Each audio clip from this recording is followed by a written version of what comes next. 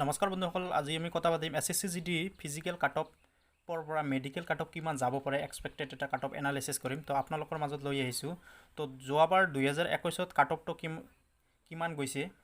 তো যোৱাবাৰ ফিজিকেলৰ cut-off general ডিষ্ট্ৰিক্টৰ কাৰণে মাতিছে 29.65 মেলৰ কাৰণে, আৰু ডিএমিৰ কাটঅফ গৈছে 32.58 সামথিং। আৰু ইয়াতে ফিজিকেলৰ কাটঅফৰ পৰা ডিএমই কাটঅফ যিটো গৈছে এইটো +3 প্লাছ হৈছে ইয়াতে জেনেৰেল ডিষ্ট্ৰিক্টৰ। আৰু যিটো বৰ্ডাৰ ডিষ্ট্ৰিক্টৰ আছে, এই বৰ্ডাৰ ডিষ্ট্ৰিক্টৰ অবিচিৰ ফিজিকেল কাটঅফ গৈছে 28.17 সামথিং, আৰু ডিএমই কাটঅফ গৈছে 31.01 ছেম, আৰু ইয়াতে প্লাছ হৈছে 3। তো ইয়াতেও 3 হৈছে। তো 28ৰ পৰা 31 + 3 হৈছে ইয়াতে ফিজিকেলৰ কাটঅফৰ পৰা ডিএমই কাটঅফলৈকে। আৰু এইবাৰ 2023ত ফিজিকেলৰ কাৰণে কিমানৰ পৰা মাতিছে। তো 2023ত জেনেৰেল ডিষ্ট্ৰিক্ট অবিচিৰ মেলৰ কাৰণে মাতিছে ফিজিকেল কাটঅফ মাতিছে 48.81 সামথিং, আৰু এক্সপেক্টেড কাটঅফ আমি এনালাইচিছ কৰি যিটো ওলাব পাৰোঁ বা 2021 অনুযায়ী আমাৰ 2023ত কিমান কাটঅফ যাব পাৰে এইটো। তো আপোনালোকৰ যদি 3 বা 4 প্লাছ থাকে তেনেহ'লে আপোনালোকে ডিএমিৰ কাৰণে নাম আহিব নিশ্চিত, যিহেতু যোৱাবাৰ 3 প্লাছ হৈছে, এইবাৰ 3 প্লাছ বা 4 প্লাছ হ'বই, কাৰণ যোৱাবাৰৰ পষ্টটো কম আছিল, তাৰ কাৰণে মাতিছেও কম। এইবাৰ পষ্টটো বেছিও আছে, সেইকাৰণে মাতিবও বেছিকৈ ডিএমিৰ কাৰণেও মাতিব। এটা পষ্টৰ কাৰণতে 3জন কৰি মাতিছে যোৱাবাৰ, এইবাৰো এটা পষ্টৰ কাৰণে 3জন কৰি যদি মাতে তাহলে 3+। আপোনালোকৰ যদি 48 মেল আছে, 48 যদি আপোনালোকে জেনেৰেল ডিষ্ট্ৰিক্ট 48ৰ বা 55 বা 53 যদি আপোনালোকৰ আছে, 52 যদি আছে, তেনেহ'লে আপোনালোকৰ 3+ যদি আছে আপোনালোকে তেনেহ'লে ডিএমিৰ কাৰণে মাতিব। আৰু টোটাল এক্সপেক্টেড কাটঅফ হয় আমাৰ ইয়াতে 51 পইণ্ট সামথিং এটা ওলাব, আৰু নহ'লে 51 নহ'লে 52, এইটো চিয়'ৰ যোৱা বছৰ কাটঅফ এনালাইচিছৰ ওপৰত। আৰু ইয়াতে বৰ্ডাৰ ডিষ্ট্ৰিক্টৰ কিমান যাব পাৰে, আৰু বৰ্ডাৰ ডিষ্ট্ৰিক্ট অবিচিৰ মেলৰ কাৰণে বৰ্ডাৰ ডিষ্ট্ৰিক্ট ফিজিকেল কাটঅফ 43 গৈছে। তো ফিজিকেল কাটঅফ 43.81 সামথিং গৈছে এটা, আৰু এক্সপেক্টেড কাটঅফ আৰু ইয়াতে আমি 3+ কৰিছোঁ। 3+ কৰিলে আমাৰ 46 পইণ্ট সামথিং হয়। তো আপোনালোকৰ যদি 48 বা 49 বা 47 যদি থাকে তেনেহ'লে আপোনালোকে মেডিকেলৰ কাৰণে আপোনাৰ নাম আহিব। আৰু যোৱা বছৰ মই কাগজখন দেখাই দি আছোঁ, এইখনে হয় যোৱা বছৰ 2021ৰ। তো 2021ৰ এইটো আছিলোঁ। তো ইয়াতে বৰ্ডাৰ ডিষ্ট্ৰিক্ট অবিচি টোটাল ইয়াতে কেণ্ডিডেট এভেইলেবল আছে। অবিচিৰ 372টা 372জন মাতিছে, 28.17 সামথিং এটা কাটঅফ গৈছে ফিজিকেলৰ কাৰণে, আৰু 372জন কেণ্ডিডেটক মাতিছে ফিজিকেলৰ কাৰণে।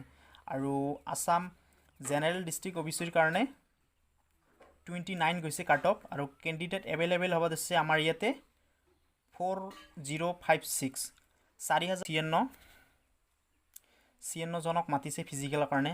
আৰু ডিএমিত গৈছে আমাৰ ইয়াতে আছে cutoff details for male candidate qualify against state UT wise vacancy for DME. তো ডিএমিৰ কাৰণে গৈছে আমাৰ ইয়াতে কেণ্ডিডেট ইয়াতে এভেইলেবল আছে,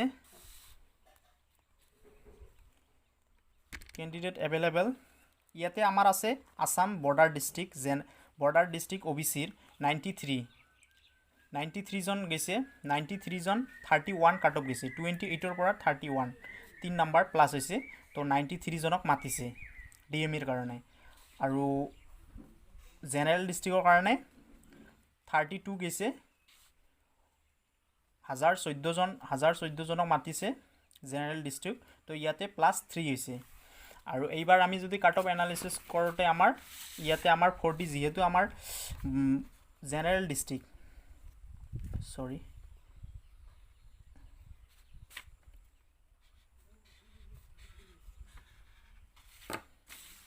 আমাৰ জেনেৰেল ডিষ্ট্ৰিক্ট ইয়াতে আছে জেনেৰেল ডিষ্ট্ৰিক্ট আমাৰ আছে 5624 জনক মাতিছে 48 কাট অফ গৈছে 5624 জনক মাতিছে কেণ্ডিডেট ফিজিকেল দিবৰ কাৰণে আৰু ইয়াতে যদি আমি 3 প্লাস কৰোঁ তাহলে 48 পৰা 51 পইণ্ট সামথিং আমাৰ সামথিং এটা ওলায় তো মেডিকেলৰ কাট অফৰ কাৰণে আৰু বৰ্ডাৰ ডিষ্ট্ৰিক্টত গৈছে 43 তো 43 3 প্লাস কৰিলে 43 3 প্লাস কৰিলে 46 পইণ্ট সামথিং এটা ওলায়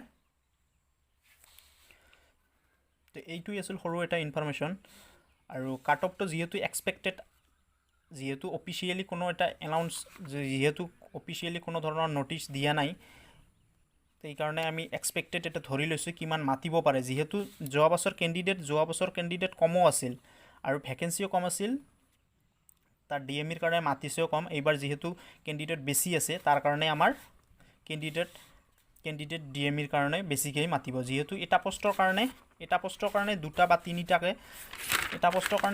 তিনিটাকে মাতে এটা পোষ্টৰ কাৰণে তিনিজনকৈ মাতে